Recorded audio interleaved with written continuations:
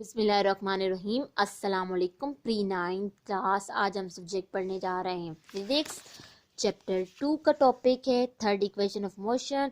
First और second हमने पिछले लेक्चर में डिराइव कर ली थी। आज डे है सैटरडे, डेट 5 दिसंबर 2020।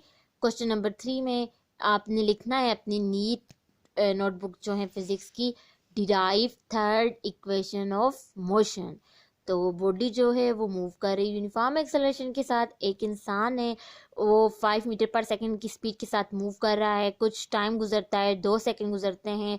बॉडी की जो वेलोसिटी है वो VF हो जाती है। तकरीबन कितनी हो जाती है?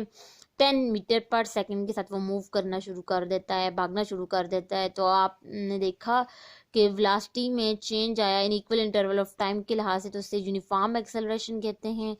और इसके अलावा आप लोगों ने ग्राफ से third equation of motion derive करना आज मैं सिखाऊंगी ग्राफ से। तो बॉडी जो है वो रेस्ट में नहीं है, बल्कि पॉइंट ऐसे उन्होंने बॉडी ने मूव कर अपनी मोशन स्टार्ट कर दी।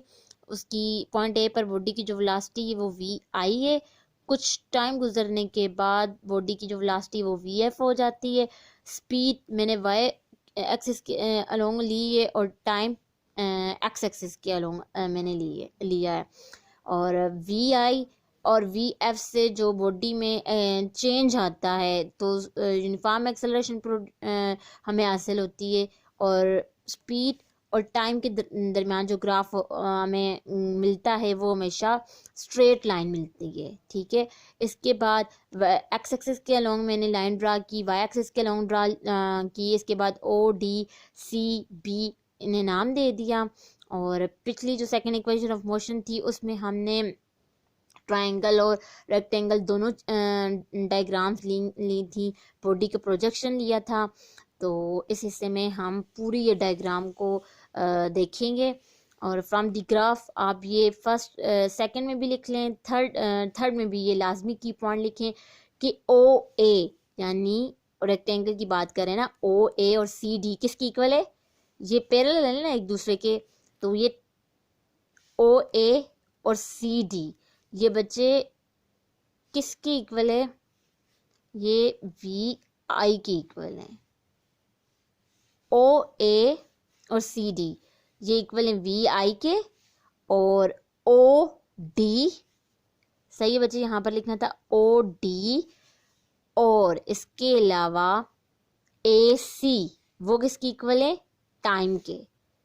और OA और CD ये पैरेलल है ना आपस में, तो ये VI की इक्वल होगी। यहाँ पर मिस्टेक होगी कि OD और AC किसकी इक्वल है? ये इक्वल हैं टाइम के। OD और AC ये टाइम की इक्वल है। OA और CD आपस में पैरेलल हैं, तो ये किसकी इक्वल है? VI के। इसके अलावा BD ये किसकी इक्वल है? VF के। इसी तरह BD और ये किसकी इक्वल है? BC प्लस CD के। मैं पिछले टॉपिक में आपको बताया था मैंने। इसी तरह BD किसकी इक्वल है? VF के। CD VI के। BC हमने मालूम करना है, जिस तरह पिछले लेक्चर में मैंने आपको डिराइव करना सिखाया था BC। तो ये इसकी वैल्यू निकालनी, ये प्लस हो रहा है, उधर जाकर क्या हो जाएगा? माइनस। BC किसके इक्वल आ गया? VF minus VI। यहाँ पर हम फिर नेक्स्ट जो है आपने BC जो है वो किसकी इक्वल था? एक्सेलरेशन और टाइम के। तो VF माइनस VI आ गया। हमने टाइम की वैल्यू निकालनी है, A मल्टीप्लाई हो रहा है, यहाँ पर आकर क्या हो जाएगा? डिवाइड।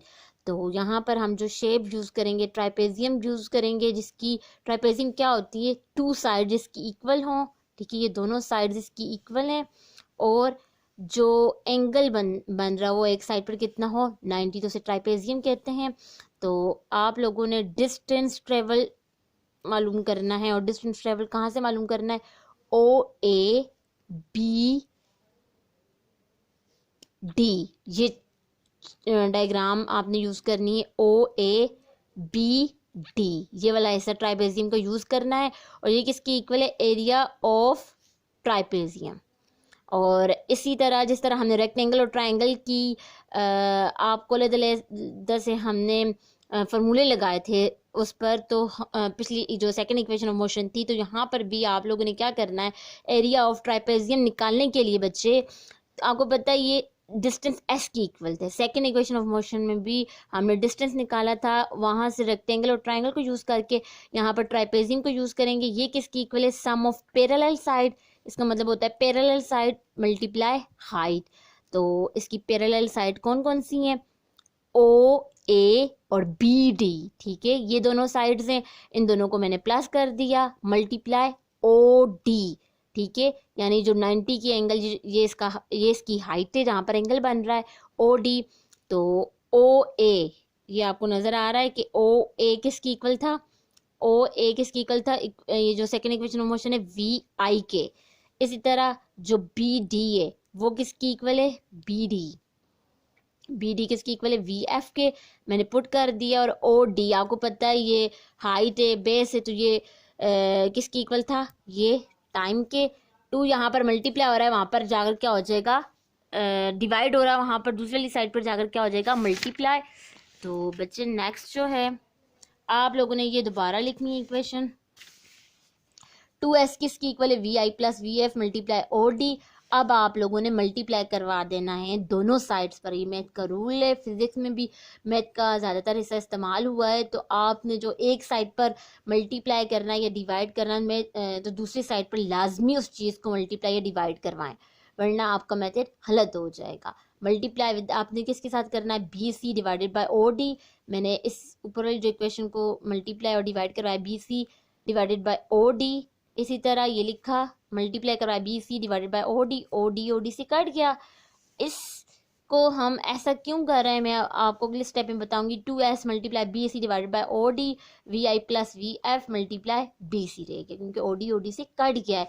आपको मैं बताती चलूँ, पिछली जो second equation of motion B C divided by O D, B C किसकी इक्वल था, V F minus V I के, ओ डी किसकी इक्वल था, टाइम के। अब क्योंकि वेलोसिटी में जब चेंज आता है टाइम के लिहाज से उसको क्या कहते हैं, एक्सेलरेशन। तो बच्चे B C divided by O D को आप लिख दें, ये किसकी इक्वल है, एक्सेलरेशन। और इसके अलावा जो बी सी है, बी सी की अगर हम बात करें तो वो किसकी इक्वल था, V F minus V I के। तो दोनों यहाँ पर लिख दें और इन दोनों को मल्टीप्लाई करवा दें, ये V F square minus V I square. यानी अगर ये फार्मूला आप लोगों ने 6-7 क्लास में पढ़ा होगा कि ए स्क्वायर माइनस बी स्क्वायर किसकी इक्वल होता है, ए प्लस बी ए माइनस बी। तो बच्चे ये इक्वेशन थी थर्ड इक्वेशन ऑफ मोशन। इसी तरह जिस तरह मैंने equation of motion first equation of motion में आपको जो थ्योरी बताई थी बुक से वो आपने लिखनी है। और क्वेश्चन यहाँ से पहले क्वेश्चन नंबर 3 लिखना है आप लोगों ने, derive third equation of motion, वो जो थ्योरी मैंने आपको बुक से बताई थी वो लिखनी है जो फर्स्ट लेक्चर में मैंने आपको बताया था। फिर ये ग्राफ बनाएं, फ्रॉम दी ग्राफ यहाँ से लेकर एंड तक ये आपने लाजमी लिखना। इन तीनों की तीनों इक्वेशन ऑफ मोशन की बच्चे प्रैक्टिस करनी है। अगर कोई चीज़ समझ नहीं आती तो आप पूछ सकते हैं, और ये इम्तहानी नुक्ते नज़र से मोस्ट इम्पोर्टेंट है, तो लाजमी इसकी प्रैक्टिस करें। शुक्रिया, अल्लाह हाफिज़।